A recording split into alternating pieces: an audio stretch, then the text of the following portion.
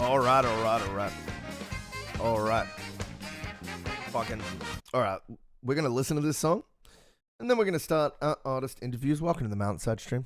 Guess where you just got into? Cool Guy Zone. All right, let's do it. We're going Big Willy D. And 3, 2, 1. Type shit. Took too many drugs, I might take a flight. Type shit. Took your life, now it's time to say goodnight. Type shit. On the beat, I look like a Titan. In this It sure does, Ray Ray. Call me Triton. I got this eye up on my hand, I said that I'm enlightened. But I'm built just like a demon, so these niggas frightened. But I'm stuck up in the stew, I said I'm steady writing. Type shit. Yo, it's Big Willy D with the slapper-rooney. Yeah, this goes, man. This is nice. I guess the main thing is just the interview, man. I mean, I like this track. I'm probably not gonna give like a huge amount of feedback, but I like this track. I thought it was great.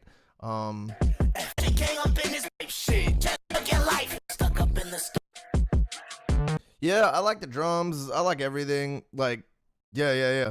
This is a vibe, man. This is an overall vibe. What up, Jay?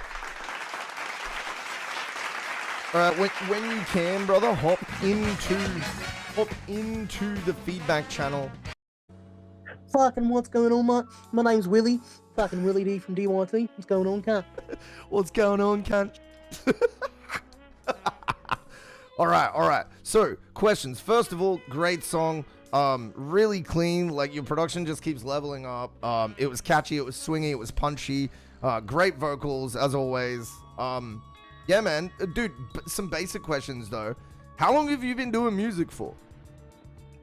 5-6 years now, I think. Yeah, because I started, like, right before I was a freshman in high school.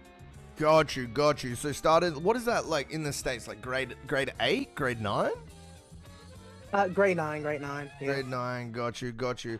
And dude, what was on your mind when you wrote this track? Like, what was your experience sort of getting into this track?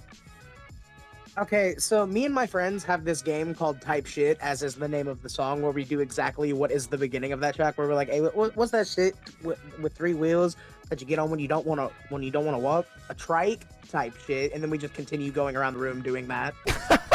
So you will say like some random concept of like, what's that thing that you jump in and you get wet and you need a towel after, and you'll be like, pool type shit. Yeah. Except it rhymes, so that way it's like a round rhyme.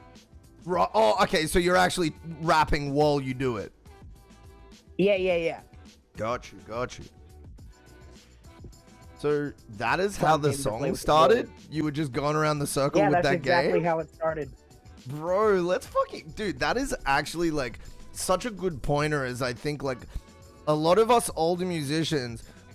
we get so bogged in the I guess I'm mostly talking about like people over 30 and stuff.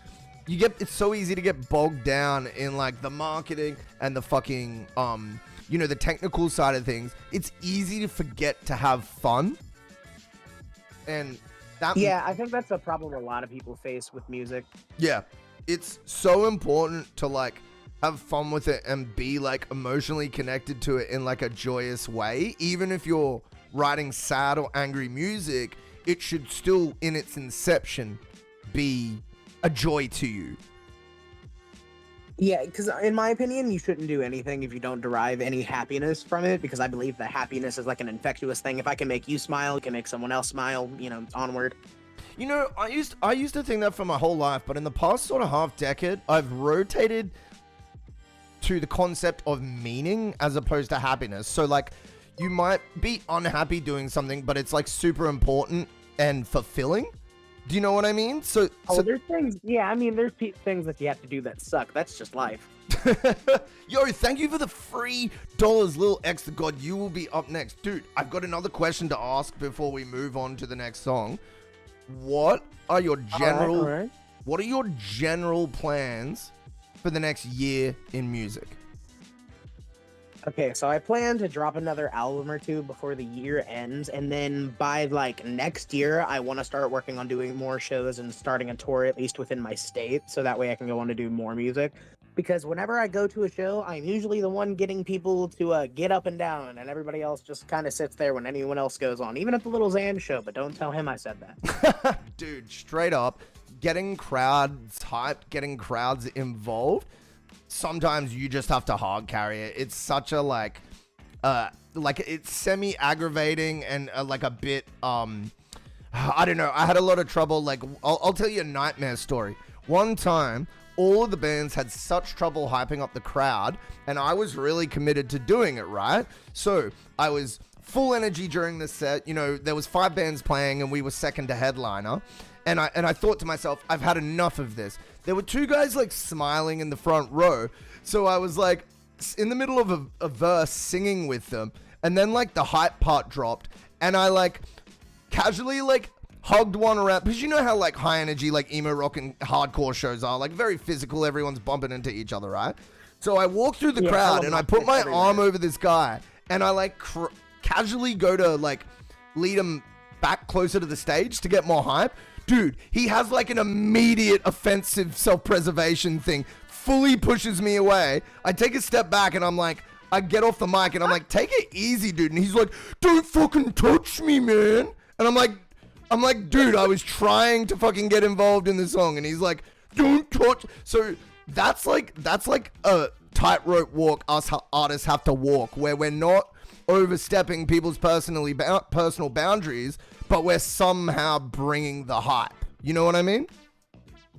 See, for me, I never go and like touch anyone in the crowd just because I don't know how anyone feels about that. Me personally, COVID still exists. I'm not trying to fucking get sick, so I just get hyping up on the stage where people are just, you know, and plus I want to give people room to mosh pit or like get hype, and I'm the size of like 3 people, so you know. Yeah, see, I'm like 5'10" and not like a super big guy. Plus, this show that I'm talking about, it's 15 years ago, so very different like social climate, hardcore kids all bumping into each other. It was very different like feels, like no COVID, no worrying about getting sick, anything like that. And also like to top it off, Australians fucking love getting handsy with each other as mates and shit. But anyways, that's just my story of how to not interact with crowd members when you're feeling desperate to get the place bumping. Yeah, for sure. Like, basically, my takeaway now is, like, dance in front of them really closely and hype them up really close to them, and that's about it. No, do not, under any circumstances, touch people. If they touch you, that's fine. Well, look, in the trap metal scene, everybody's pits stink, bro. People don't know how to use deodorant. Bro, that's actually crazy. All right, look, we gotta get Little X the God on for an interview and play his song. But bro, it's been a fucking pleasure learning a little more about you. I appreciate you, man. Yeah, you too, man. Thank you for the interview. And everybody in the stream, it's Willy D from DYT and Fuck Shit Gang on everything. Look for us. Thank you. Speak to you soon, brother. Speak to you soon, bro. Peace. Oh my God, it's Big Willy D with our first interview of the stream. Can we please get some W's in chat for the confidence, for the honesty, for the just general banter that is the glorious Big Willy D. The glorious Big Willy D. All right.